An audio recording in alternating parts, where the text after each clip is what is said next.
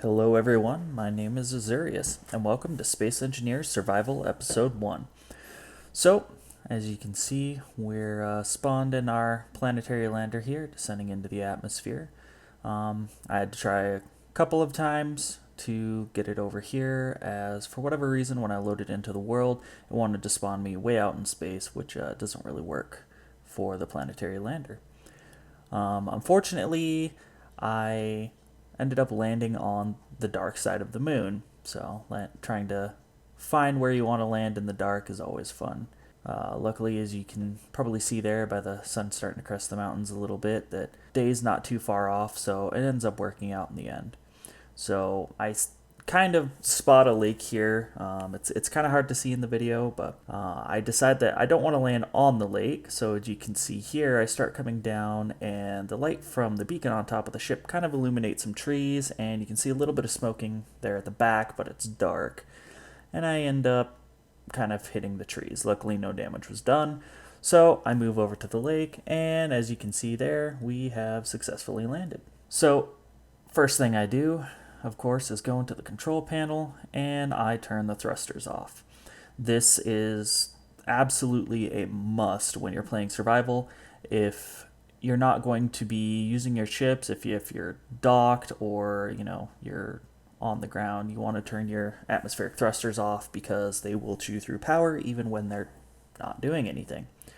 So I turn those off to save some power. As you can see, you've got 32 days fuel time just with what's sitting on. So I head out here, and my first thought is, all right, I need to put some solar panels on the top of this. It's almost daytime, so I figure, well, if I put solar panels on, I can make sure that the batteries are topped off, and if I need to do anything with the refinery or assembler, I'm going to be able to do so and not really have to worry about power.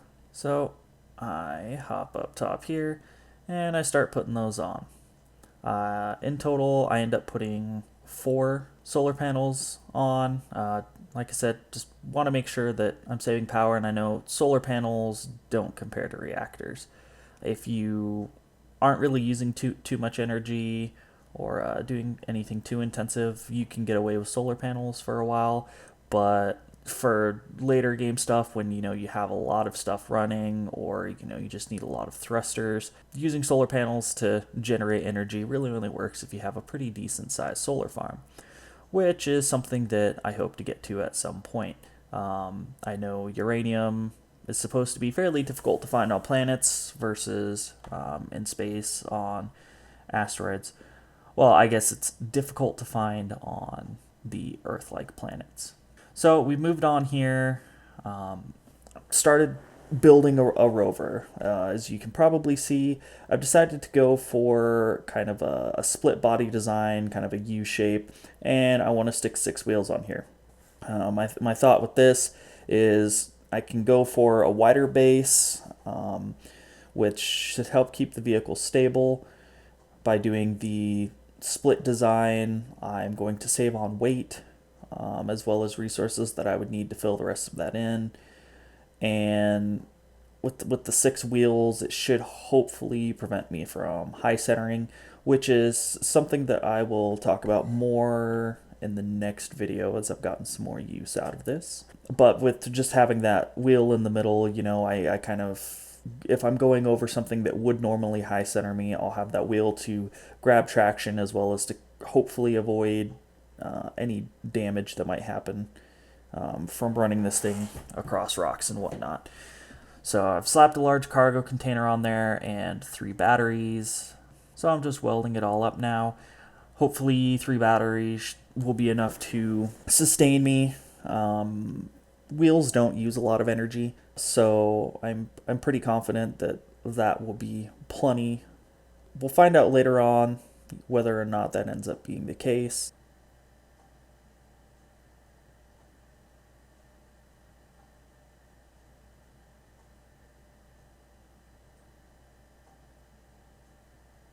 And so I decide I want to stick to solar panels on here as well, just kind of an emergency resource. So if for whatever reason I do happen to run out of energy, I'm not totally out of luck. If I can catch some sunlight or something, I can let the battery charge up and move on.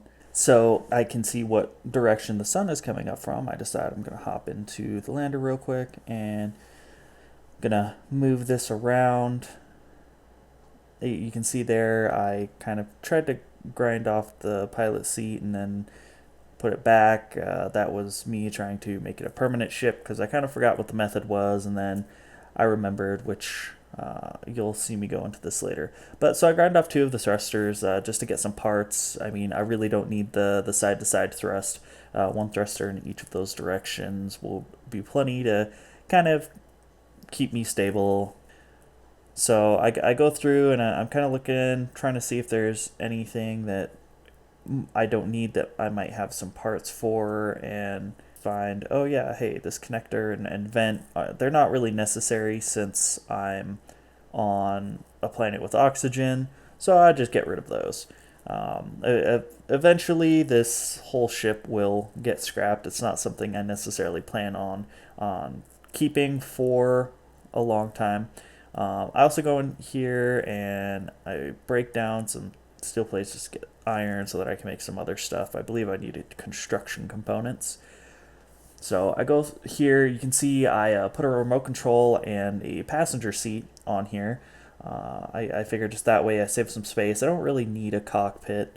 So I'm just filling out the rest of this underside with armor blocks just in case, if a couple of them were to get damaged or something, the front just doesn't snap off super easy or anything like that.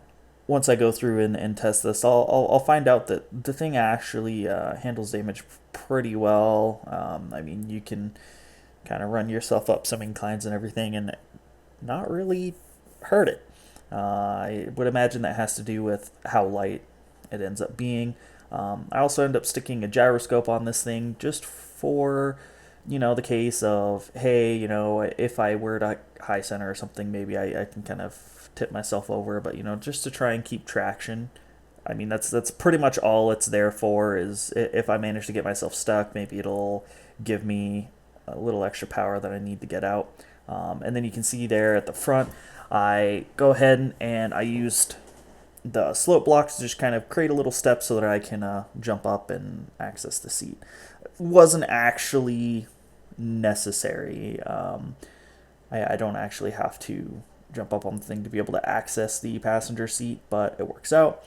So I go through and I'm just kind of tweaking my wheel settings, figuring out what works for me, trying to get the thing to perform well. I end up turning off the middle two wheels from on either side from steering.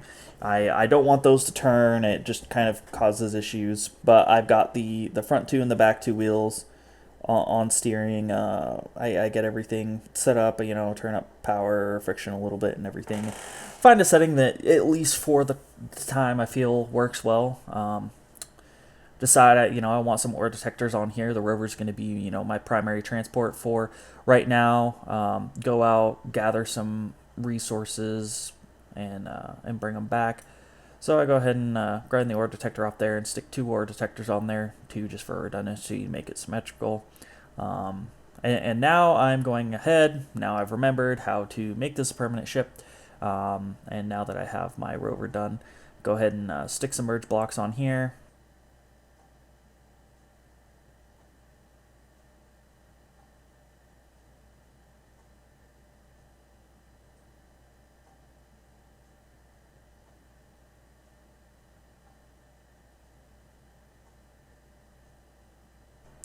And line it up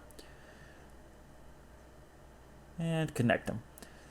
So now that they've connected, this is considered a permanent ship. No longer have to worry about it disappearing, if I leave the game or anything like that, which I'm not entirely sure whether or not that is actually a thing in single player, but just to be on the safe side, make sure that there's no issues, especially since I've built onto it.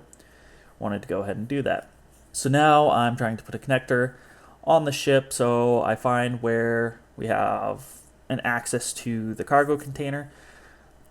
Go ahead and put some tubes on there, just trying to get it out, and I realize, well, crap, I'm going to have to lift this thing up to get the corner on. I try putting a piston on just to see if, hey, maybe I can do that, and then put a corner tube on, and the piston is slightly larger than a 1x1 hole. So I'm not able to actually put the piston on. So I go ahead and just raise the ship up, go back to my original idea, get it all welded up and situated, and it works fine. There's a little bit of clearance so that I don't have to worry about it hitting the ground or getting damaged or anything. It just wanted to be stubborn and not let me build there because it was too close to the ground. Now that I've got that done up, you can see the sun's about to set, so real quick, take this thing out. First real test drive and all that, and we can see it actually handles pretty well until I get up to the top of the hill and I end up rolling down and getting stuck, as we can see here. I don't really remember exactly what happened, but so I go ahead and dig myself out. No real damage to the rover or anything like that.